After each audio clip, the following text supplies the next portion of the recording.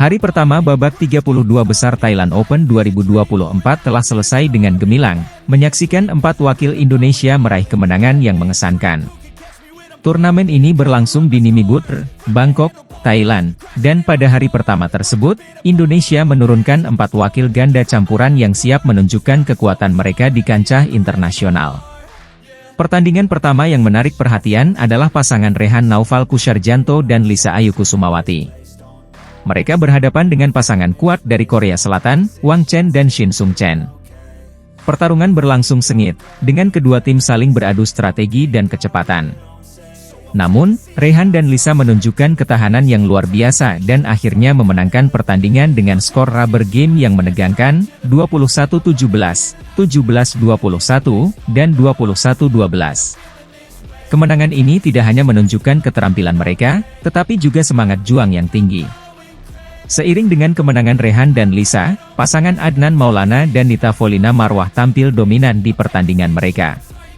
Menghadapi lawan yang juga tangguh, Adnan dan Nita berhasil mencatat kemenangan telak dengan skor 21-11 dan 21-11. Kemenangan ini menunjukkan bahwa mereka tidak hanya siap secara fisik, tetapi juga secara mental untuk menghadapi tantangan yang lebih besar di turnamen ini. Tren positif Indonesia berlanjut dengan 2 wakil ganda campuran lainnya. Deja Ferdinansyah dan Gloria Emmanuel Wijaya menghadapi pasangan dari tuan rumah, Pakapon Teerarat Sakul dan Pataimas Muenwong. Pertandingan ini juga berlangsung ketat dan penuh drama, dengan kedua pasangan saling bergantian memimpin. Namun, Deja dan Gloria menunjukkan kelasnya dengan memenangkan pertandingan melalui rubber game dengan skor 18-21, 21-18, dan 21-8. Kemenangan ini menggarisbawahi kekuatan mereka sebagai salah satu pasangan unggulan dalam turnamen ini.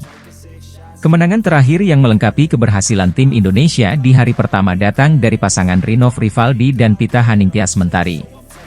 Mereka berhadapan dengan pasangan India, Reddy Sumeet dan Reddy Siki. Dengan permainan yang solid dan koordinasi yang baik, Rinov dan Pita berhasil menang dengan skor 21-12 dan 21-16. Kemenangan ini memastikan bahwa mereka melaju ke babak selanjutnya dengan penuh percaya diri.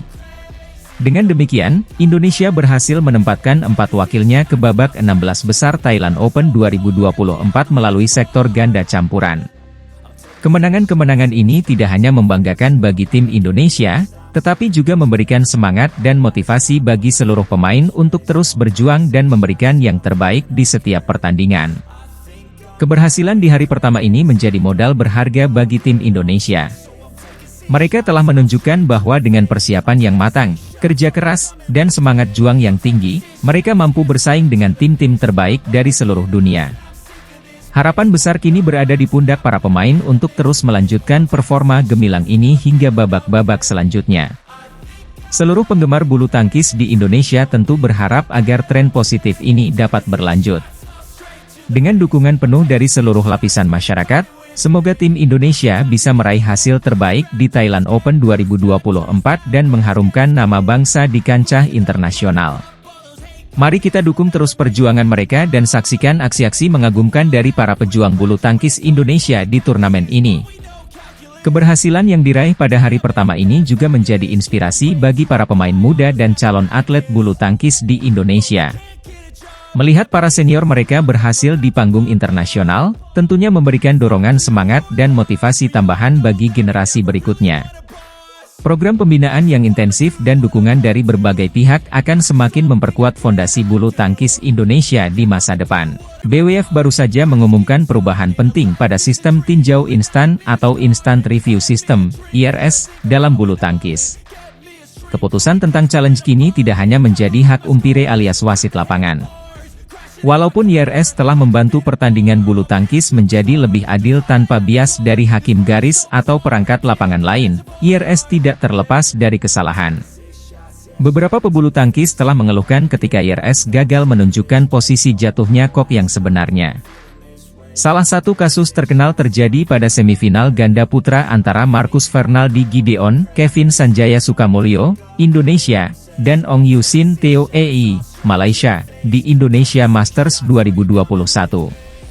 Pada posisi game point 18-20 untuk pasangan Malaysia, mereka berhasil melakukan challenge terhadap servis Ong yang keluar.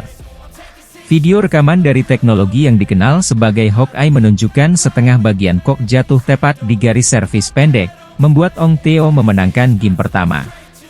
Namun, tayangan ulang dari kamera di sisi lapangan menunjukkan bahwa kok jatuh di depan garis servis pendek. Ya, itu 1000% kesalahan. Itu outnya jauh sekali, tetapi bisa masuk, keluh Kevin tentang insiden tersebut, dilansir dari Kompas.com. Meskipun demikian, Minions akhirnya menang melalui rubber game. Kevin curiga ada kesalahan teknis di balik kesalahan Hawkeye karena proses challenge berjalan lama. Ong Teo bahkan sudah pasrah dengan melempar balik kok ke Marcus Kevin.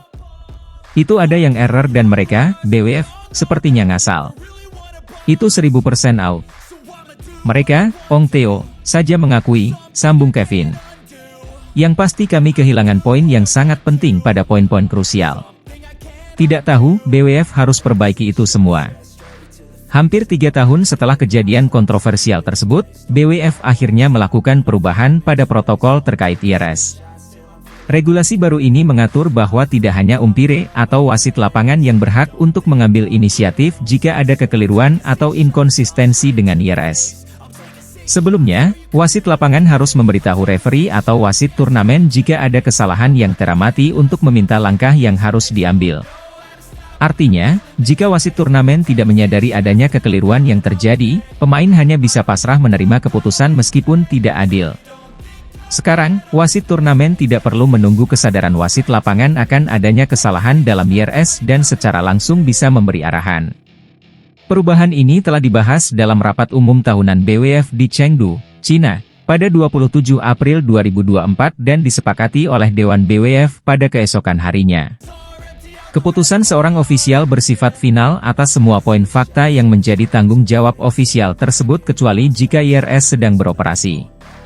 Sistem yang sedang beroperasi akan memutuskan setiap challenge kecuali jika ada keputusan yang tidak konsisten atau jelas-jelas tidak tepat yang diberikan oleh sistem. Dalam hal ini, referee akan menginstruksikan umpire langkah untuk melanjutkan pertandingan, demikian bunyi peraturan baru dalam Laws of Badminton.